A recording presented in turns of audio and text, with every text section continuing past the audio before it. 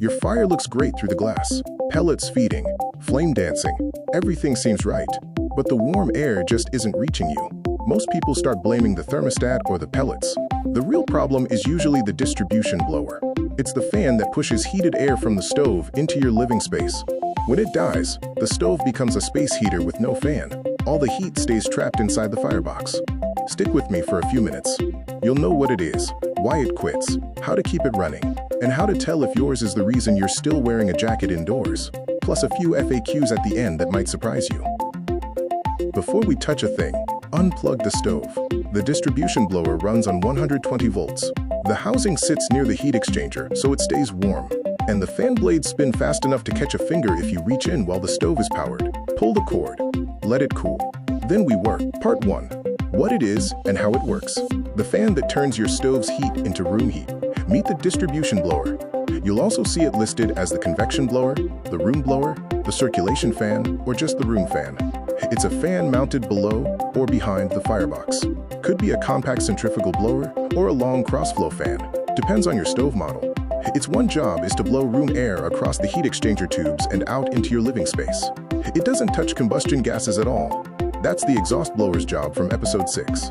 The distribution blower moves clean room air only. Without it, all that heat stays trapped in the stove, and your room stays cold.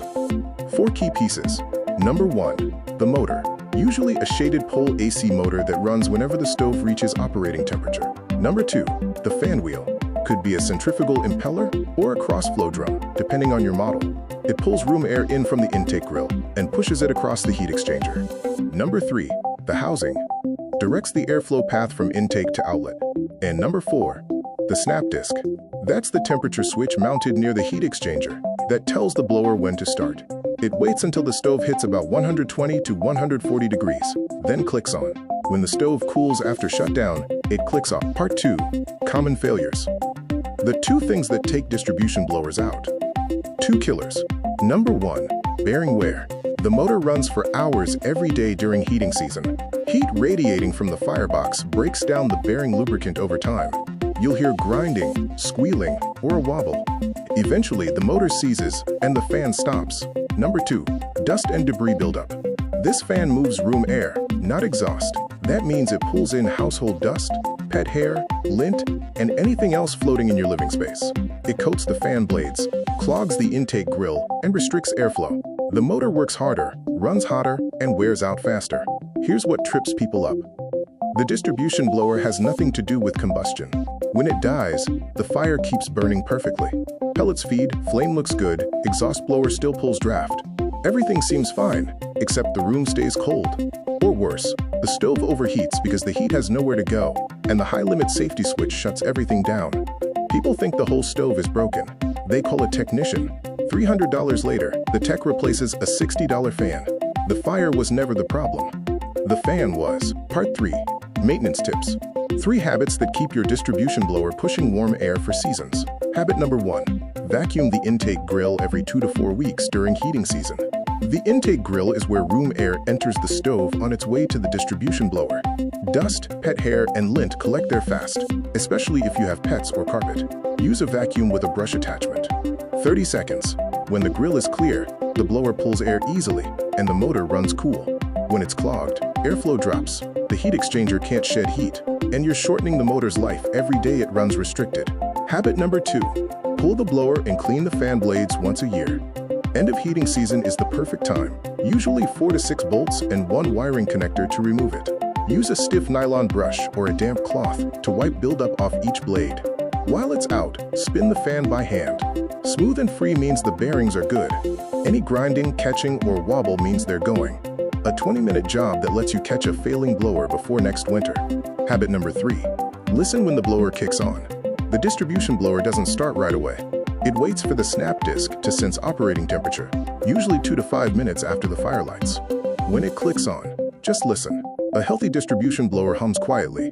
You barely notice it over the crackle of the fire. A failing one announces itself with grinding, buzzing, or a rhythmic clicking. If you hear any of those, order the replacement now. Swap it on your schedule, not on the coldest night of the year. Part 4, troubleshooting tips. 3 symptoms, and exactly what each one means. Symptom number 1, the fire burns but no warm air comes out. The stove is running. You can see the flame through the glass. But the air coming from the stove vents is barely warm, or there's no airflow at all. The distribution blower isn't running. First, listen for the fan. If it's completely silent, check the snap disc. It might be stuck open, meaning it's not sending power to the motor, even though the stove is hot. If you hear the snap disc click, but the motor stays silent, the motor itself is dead. Replace the distribution blower. $40 to $150 depending on your model. Most are 4 to 6 bolts and 1 wiring connector. Symptom number 2, loud grinding or buzzing from below the firebox. The blower runs, warm air comes out, but there's a harsh grinding or a low buzzing vibration coming from the fan area. That's bearing wear. The motor shaft bearings are dry and metal is riding on metal. It might come and go, worse when cold, quieter after warm-up. But it gets louder every week. Replace the distribution blower assembly before it seizes. A seized motor means zero airflow and a stove that overheats and shuts down on the high-limit switch. Symptom number 3. The stove keeps tripping the high-limit switch. The fire starts fine, runs for a while, then the stove shuts down with the high-limit safety light on. You let it cool, reset it, and it does it again. That's trapped heat. The distribution blower isn't moving enough air across the heat exchanger, so the stove temperature keeps climbing until the safety switch kills it. Check the blower. Is it running? Is the intake grill packed with dust? Are the fan blades caped? If the path is clear and the blower is running but weak, the motor is dying. Replace it before the repeated overheating stresses the control board. Part 5. FAQs. 3 questions I hear all the time about distribution blowers. What's the difference between the exhaust blower and the distribution blower? They're 2 completely separate fans doing 2 completely different jobs. The exhaust blower, that was episode 6, handles combustion. It pulls smoke and gases out of the firebox and up the vent pipe. It touches dirty, hot exhaust gases. The distribution blower handles comfort. It pushes clean room air across the heat exchanger and into your living space. It never touches combustion gases. Different fan, different location, different failure symptoms. If the exhaust blower dies, the stove shuts down because there's no draft. If the distribution blower dies, the fire keeps burning, but your room stays cold. 2 fans, 2 jobs. Why doesn't the distribution blower turn on right away when I start the stove? That's by design. The distribution blower is controlled by a snap disc, a temperature-activated switch mounted near the heat exchanger. It waits until the stove reaches operating temperature, usually 120 to 140 degrees Fahrenheit, before clicking on and sending power to the motor. That usually takes 2 to 5 minutes after the fire lights. If it turned on immediately, you'd just be blowing cold air into the room. The delay means you only feel warm air. If it never turns on at all, the snap disc might be stuck, or the motor might be dead. That's symptom 1 from chapter 4. Can I run my pellet stove without the distribution blower? Technically, yes, the fire will burn. The combustion system is completely independent, but all the heat stays trapped inside the stove. Your room stays cold. And here's the real risk. Without the fan pulling heat away from the heat exchanger, the stove temperature climbs until the high-limit safety switch trips and shuts everything down. Repeated high-limit trips can stress the control board and shorten the life of other components. So yes, the fire burns without it, but running without a distribution blower is like running a car with no radiator fan. It works until it doesn't. Before you order anything, find your data plate, manufacturer, model, serial number.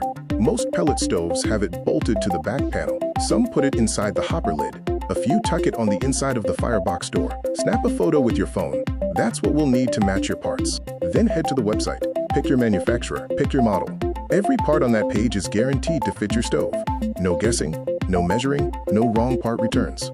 Find your distribution blower, grab any snap discs or gaskets you need while you're at it, and we'll ship it same day. That's part 7 of pellet stove parts.